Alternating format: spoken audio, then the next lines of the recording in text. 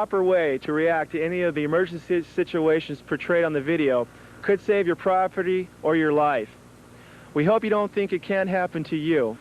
Between 1989 and 1993, the Coast Guard saved about $3.5 billion in property, approximately 24,000 lives. That's more than one life every 2 hours. With me today is Lieutenant Gary Bruce, commanding officer of the Coast Guard cutter Block Island. Recently, the Block Island responded to a search and rescue case involving 2 people. Can you tell me about the case, sir? Sure. We responded to a 40-foot sailing vessel, sloop rig, that was disabled approximately 154 miles to the south-southeast of Cape Fear, North Carolina. We arrived on scene at about 8 hours from our time of deployment, and basically were able to get them in tow and towed them back, approximately 26 hours of tow time to get them back here to Beaufort, North Carolina, where they were moored at the Beaufort City Pier safely. I understand when you came upon them they were adrift and demasted, is that correct? Correct. They had run into some heavier seas on a trip from St. Croix to Chesapeake, Virginia, where they had basically been what's called demasted. Their mast had broken off, and the rigging from the mast had fouled in their rudders and their propellers, basically making it so they can't make any way.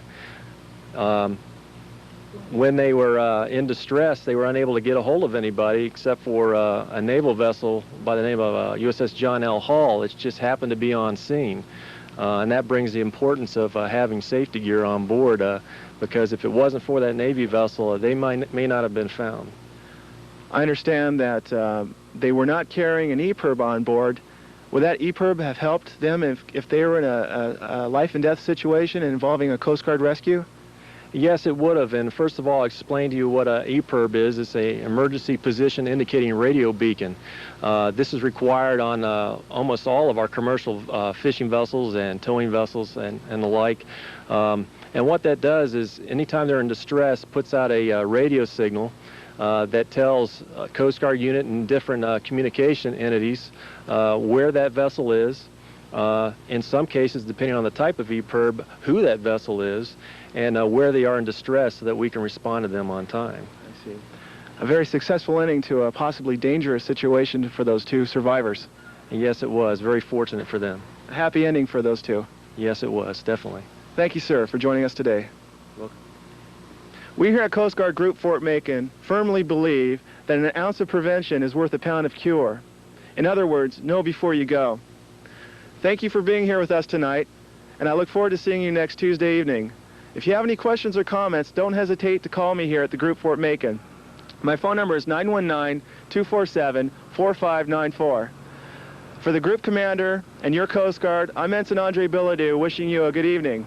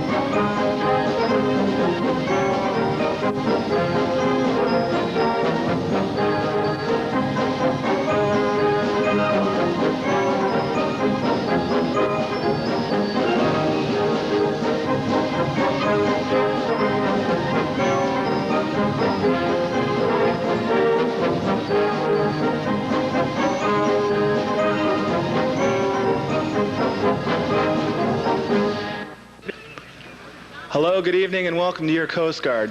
I'm your host, Ensign Andre Bilodeau. Recently, Coast Guard Group Fort Macon held a change of command in which Lieutenant Commander Robert Atkin took the helm of Coast Guard Group Fort Macon. The ceremony took place here in historic Fort Macon, located right next door to the Coast Guard Group. This ceremony had historical significance as it was the first change of command to take place here since 1862. At that time, Union forces forcibly took command of the fort from the Confederate station there. Tonight we'll be looking into history, Coast Guard history, from the group to the shores of eastern North Carolina.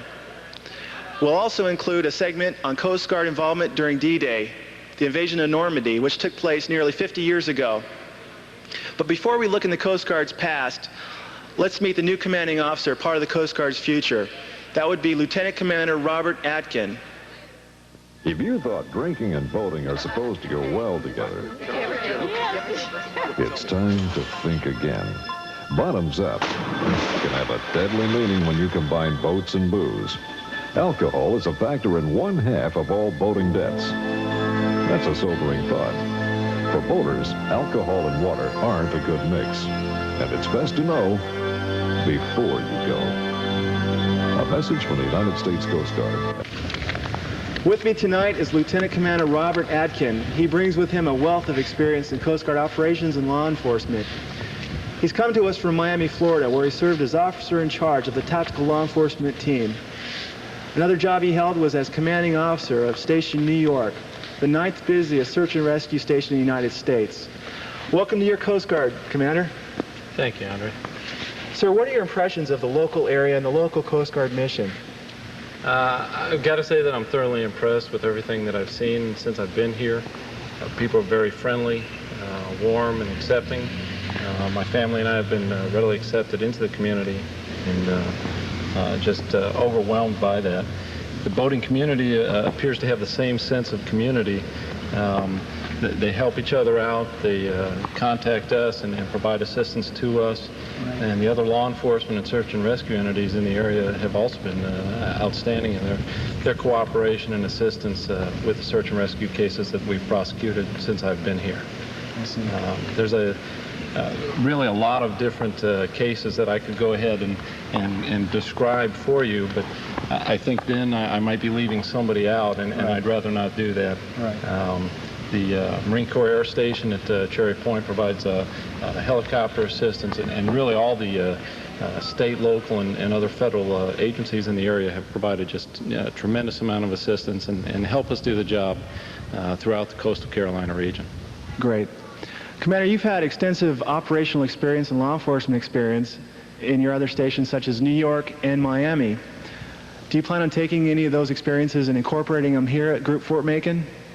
I think that the environment here on the water, it's not as directed towards law enforcement per se, or at least in the traditional view of most people in terms of drugs or alien migration. Here we have a large boating population, both recreational boating and fishing industry vessels. And really, our job is to educate the boating public in general so that we can reduce the number of search and rescue cases and save lives and property at sea, and also to protect our biomass. Essentially, the fishing industry is something that we want to allow to continue, and if we overfish areas, then we're going to be putting people out of work and on the street, and we don't want to be doing that. Absolutely not. If there's one thing you could leave the boating public here in North Carolina with, what would that be? Be safe, continue what you're doing. For the most part, everybody's been very helpful, and most of the boaters are very safe and complying with the laws. Check your safety equipment before you go, turn that blower on, and make sure there's no fuel in your bilges. All right, Commander, thank you. Thank you. If there are any boaters out there who would like boating safety information or like to make an appointment with the Coast Guard Auxiliary, which give free boating classes, give us a call here, 247-4594. Now let's take a look at Coast Guard history. We'll start here at Group Fort Macon.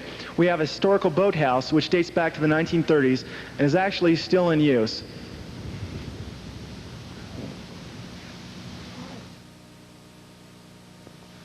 Hello again. Tonight we're here with Chief Barber, officer in charge of Station Fort Macon. Chief, I understand you know a little something about the building we're here. Yes, sir. This is the old boathouse, and this building was constructed around in the late 1930s. Its intended purpose was for hauling boats out of the water, doing maintenance on it, painting, chipping, sanding, the basic Coast Guard work, and engineering maintenance on the small boats. If if you were here in the early 70s and was in this area and stationed here, you'd have saw rails that come up from the water where they could haul the boats up. And it was back then, it was a modern state-of-the-art type travel lift that you see around the marinas at this time. This building is one of the oldest ones here that's left on the base. Outside of this one, the only other remaining building is the Ant Team building. And right now it's going through a rehab program, getting a facelift, cleaned up, and staying in service for another 100 years. Good. We built them to beat the hurricanes and stay efficient, and we keep using what we have, right? Yes, sir. This building here was all tongue and grooved when it was first built, and it's probably one of the strongest buildings here on the base at this time, even though it's probably the oldest. I see. Tell me a little bit about Coast Guard Group Fort Macon and how long it's been a Coast Guard station here. Okay, in 1904, this became a lifeboat station or life-saving station here in North Carolina, Atlantic Beach. It stayed a lifeboat station up until 1965 when the base, the lifeboat station, and the group all combined to become Group and Base Fort Macon. It stayed as part of the group until just November of last year when it became a station once again. Outstanding, Chief. Thank you for your time. All right.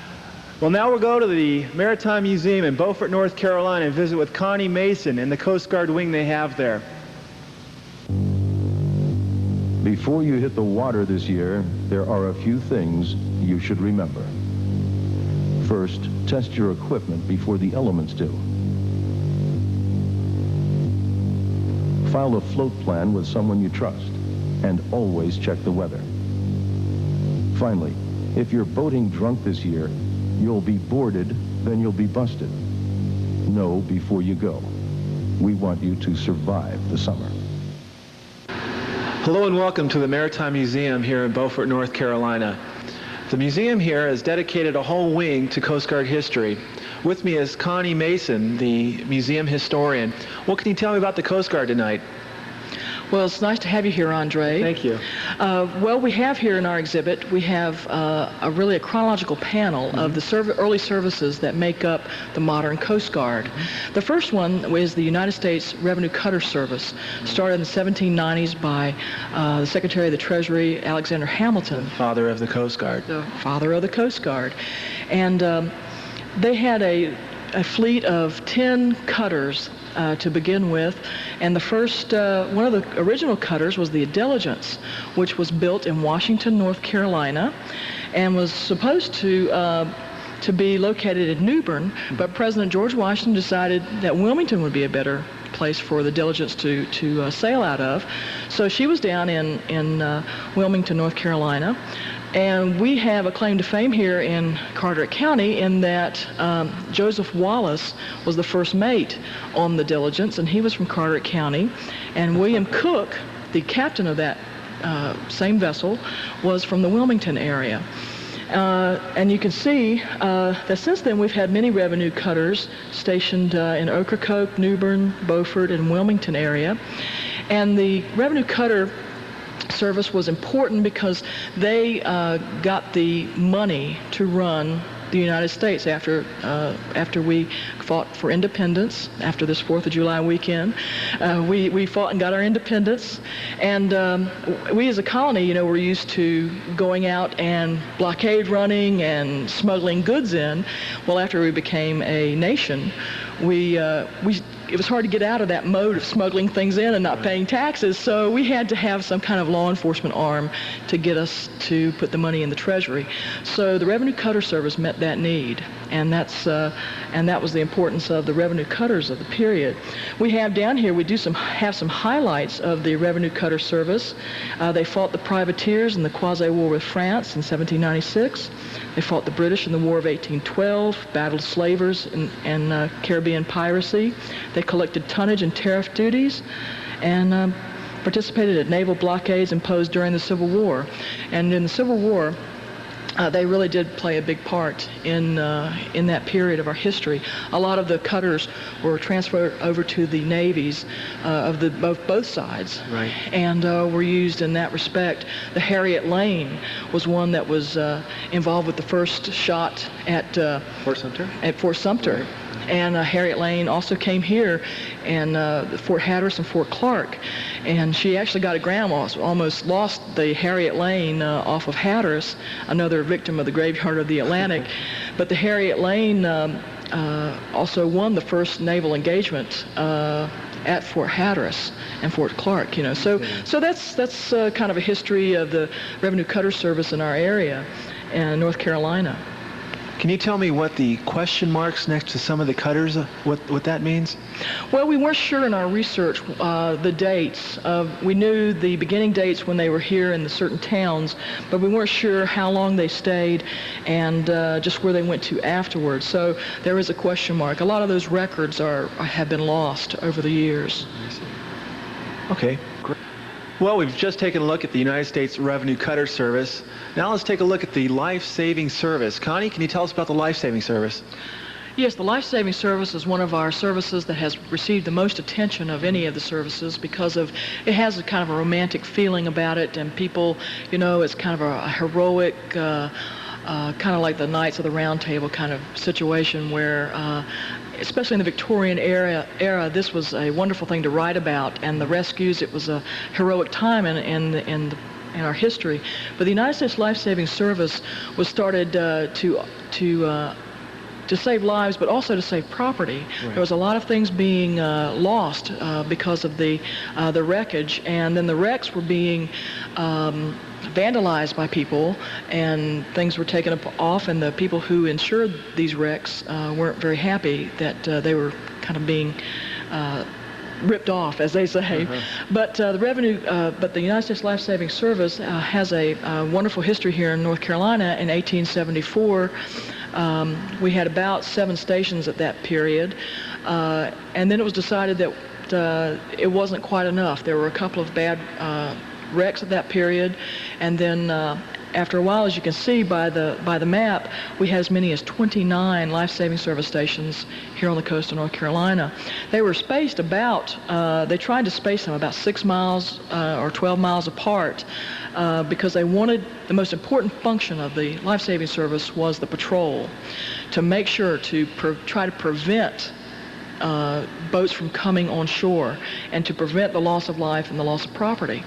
And so patrolling was the most important thing. And then if that was not possible, then to rescue the crew and the cargo. Crew first, then cargo.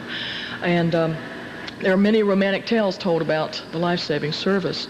The life-saving service was not only found, you know, here on the East Coast, but also the Great Lakes, the Gulf, and on the Pacific Coast. So we're part of a great tradition. And as you know, we're known as the Graveyard of the Atlantic.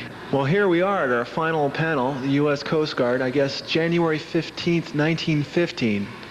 Yes, that's when the United States Revenue Cutter Service and the United States Life-Saving Service were merged to form the basis, the structure for the United States Coast Guard. And as you can see from our panel, these are our Coast Guard stations that are here today. We can start at the top with Coinjock, and then Elizabeth City Air Station, and Oregon Inlet, Hatteras Inlet, Ocracoke, Hoboken, Fort Macon, Swansboro, Riceville Beach, the Coast Guard Marine Safety Office in Wilmington, and then at Oak Island. And you can tell a comparison between what we see today and what the Life-Saving Service had. We don't need all those stations so close together anymore because we have the modern navigation systems, the Loran systems. We also have the very important helicopter. The helicopter replaced a lot of the rescue methods that were used in the life-saving service. And the modern technologies, of course, the motor, the engine made a big difference in the quickness with which rescues could be made.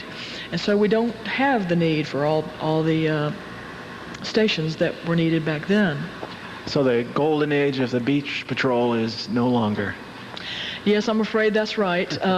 But personally, you can go out and patrol all you want, and that's good too, because the Coast Guard could use some help. I mean, if you need an excuse to go out and walk the beach, that's a good one to do.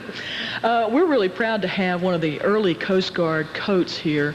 Josiah Willis Chadwick of Beaufort, North Carolina, served at the Bogue Inlet Station from 1896 to 1920. So he actually he was in that transitional period between the Life Saving Service and the Coast Guard, and you can see some resemblances between the surfman uniform of the Life Saving Service and the eventual modern-day Coast Guard uniform in this particular jacket. And we're real pleased to have this one, which is about circa 1919, after it became the United States Coast Guard.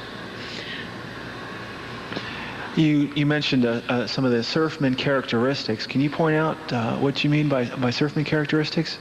Well, the kind of the Nehru collar, and on the sleeve you probably can't see it, but there is a boat, the insignia for the Life Saving Service, which is the boat ring with the boat hook and the oar, and so there are some similarities between that and the modern Coast Guard uniform. Thank you for joining us tonight at the Maritime Museum. We hope you enjoyed the show. Join us next time when we get an inside look at Group Fort Macon and the Coast Guard today. For Group Fort Macon, this is Andre Bilodeau. Good night.